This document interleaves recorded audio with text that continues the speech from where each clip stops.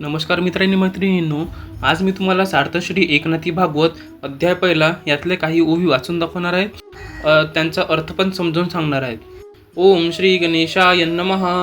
वेदार्थ सकळ पुराण व्यासे केले निर्माण, परितो न पवेची आपण निज समाधान स्वहिताचे.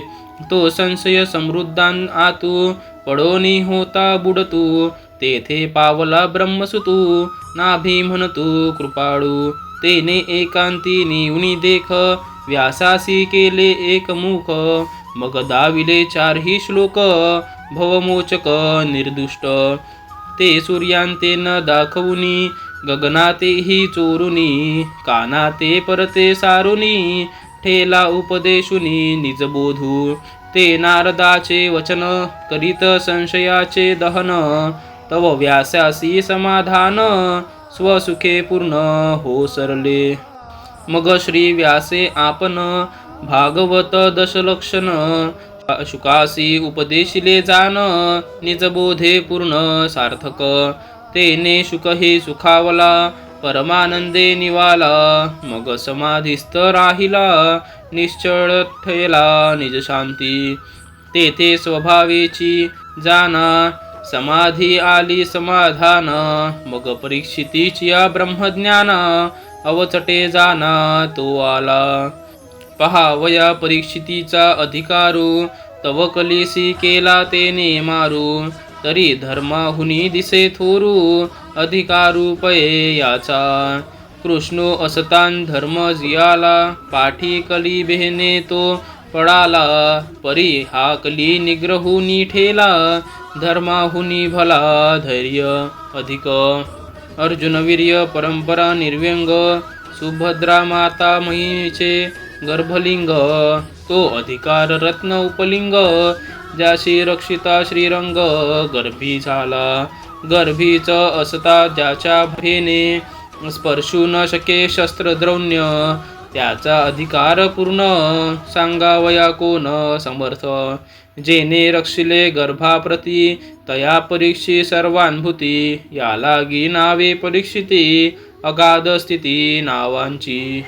तो अभिमन्यूचा परीक्षिती, उपजला पावन करीत अक्षिती. ज्याचे नि भागवताची ख्याती, घातली त्रिजगती परमार्थ पवे.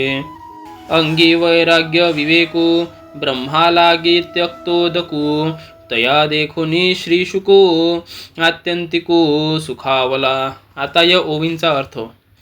महर्षी व्यासांनी एका वेदाचे 4 विभाग केले, तसेच पुराणांची रचना केली, परंतु त्याचे हृदय पूर्ण समाधानाने भरून गेले नाही. ते संशय समुद्रात बुडून गेले होते. इतक्यात तेथे नारद मुनी जाऊन महर्षी व्यासांना म्हणाले, आपण मुळीच भिवू नका. नारदांनी महर्षी व्यासांना एकांतात नेऊन संसारातील सर्व प्रकारच्या दुःखाला दूर करणारे 4 श्लोक सांगितले. ते सूर्याला न दाखविता आकाशाला सुद्धा चोरून, कानापासूनही दूर करून त्यांना उपदेश केला. तो आत्मबोध ऐकून महर्षी व्यास तृप्त झाले. श्री नारदाच्या अमृतमय वचनांनी महर्षी व्यासांच्या मनातील सर्व संशय संपून गेला. महर्षी व्यास पूर्ण समाधानी झाले. पूर्ण आत्मानंदाने हृदय भरून गेले. मग महर्षी व्यासांनी दशलक्षण भागवत श्री शुकाचार्यांना उपदेशिले. इतर पुराणे पंचलक्षण आहेत, पण भागवत हे दशलक्षण आहे. सर्ग, विसर्ग, स्थान, पोषण, उती, मन्वंतरे, ईशानुकथन, निरोध, मुक्ती व पूर्ण आश्चर्य ही ती 10 लक्षणे होत. यामुळे महर्षी व्यासांच्या आत्मबोधाचे पूर्ण सार्थक झाले. श्री शुकाचार्यांनाही 4 श्लोक ऐकून आनंद झाला. ते परमानंदामध्ये तृप्त झाले. मग ते समाधीस्थ राहून आत्मशांतीमध्ये स्थिर झाले. तेव्हा त्यांची बुद्धी सहज समाधान पावली. पुढे ते अकस्मात परीक्षितीला ब्रह्मज्ञानाचा उपदेश करण्याकरिता आले. परीक्षितींचा अधिकार हा मोठा होता. त्यांनी कलीला बांधून ठेवले होते. त्यांचा अधिकार धर्मराजाहून मोठा दिसला. श्रीकृष्ण भूलोकावर असेपर्यंत धर्मराज राहिले होते. श्रीकृष्ण निजधामाला गेल्यानंतर ते कलीच्या भयाने निघून गेले. पण परीक्षिती कलीला ताब्यात ठेवून राज्य करत होते. अर्थात धर्माहूनही ते अधिक धैर्यवान होते. अर्जुनाचा पुत्र अभिमन्यू आणि त्याचा पुत्र परीक्षिती. सुभद्रेने अभिमन्यूला जन्म दिला. त्याची पत्नी उत्तरा परीक्षितीला प्रवसली. अशा थोर वीर परंपरेत जन्मलेला तो राजा अधिकाराचे केवळ रत्न होता, कारण तो गर्भात असताना भगवान श्रीकृष्णांनी आपल्या सुदर्शनाने त्याचे रक्षण केले होते. त्याच्या भीतीने अश्वत्थामाचे शस्त्र गर्भाला स्पर्श करू शकले नाही. त्याचा पूर्ण अधिकार सांगण्यास कोण समर्थ आहे?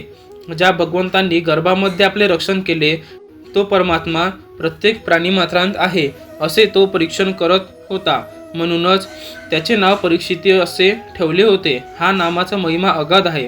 हा अभिमन्यूचा पुत्र परीक्षिती पृथ्वीचा उद्धार करण्यासाठी जन्माला आला होता. त्यामुळे त्रिभुवनाला श्रीमद भागवताची परमार्थरूपी पानपोई प्राप्त झाली होती. परीक्षितीच्या अंगी विवेक व वैराग्य बांधले होते. ब्रह्मप्राप्तीसाठी सर्वस्वावर उदक सोडलेले होते. अशा त्या परीक्षितीला पाहून श्री शुकाचार्यांना अत्यंत आनंद झाला. धन्यवाद.